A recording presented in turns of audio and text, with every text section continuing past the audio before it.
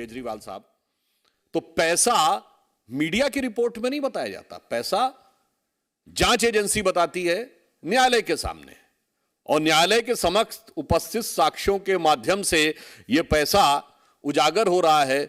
अब मुझे लगता है केजरीवाल जी की सरकार को बताना पड़ेगा न्यायालय को कि पैसा कहां है, ये शराब घोटाले का पैसा कहां है। लगता डूब गया है पैसा। वैसे शराब में बहुतों का पैसा डूबता है, उन्होंने दिल्ली की आम जनता की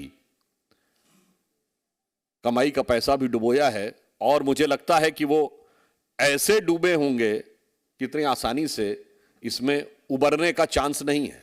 जो कहा गया ना कि शराब के लिए कि हजारों घर हैं डूबे बोतलों के बंद पानी में, जो इसमें डूबे वो न उबरे जिंदगानी में। तो आई एम हैविंग है, उन्होंने दिल्ली की आम जनता की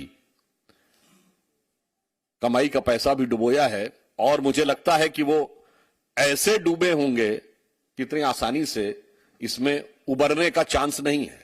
जो कहा गया ना कि शराब के लिए कि हजारों घर हैं डूबे बोतलों के बंद पानी में, जो इसमें डूबे वो न उबरे जिंदगानी में। तो I am having serious doubts कि whether they will be able to overcome out of this case of corruption. अब एक और बात है, आपको ध्यान हो कुछ दिन पहले जब अमित अरोड़ा, जो इसमें वन ऑफ द आरोपी हैं, जिन्होंने बात कही थी कि सारी बात मुख्यमंत्री के उपस्थिति में हुई थी, इससे अब यह भी साफ हो जाता है कि इस कट्टर ईमानदारी के किरदार में कितनी चोरी है और कितनी सीनाजोरी है।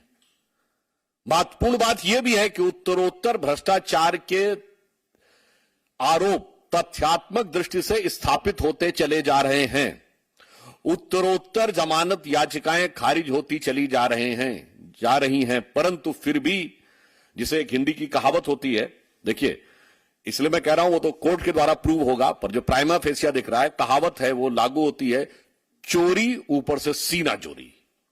ये इस समय आम आदमी पार्टी के कैरेक्टर में बहुत साफ दिखाई पड़ने लगा है।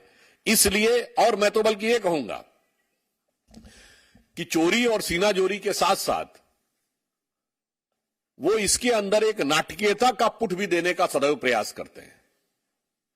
कभी शहीद भगत सिंह जी के परिवार वालों का आपत्ति आई थी, उनकी फोटो लेके चलने लगते हैं। कभी शराब घोटाले में लिप्त पार्टी, एक पौवे के बदले दूसरा पौवा फ्री देने वाली पार्टी, महात्मा गांधी की समाधि पर जाकर कसम खाती है कि हम ईमानदार हैं।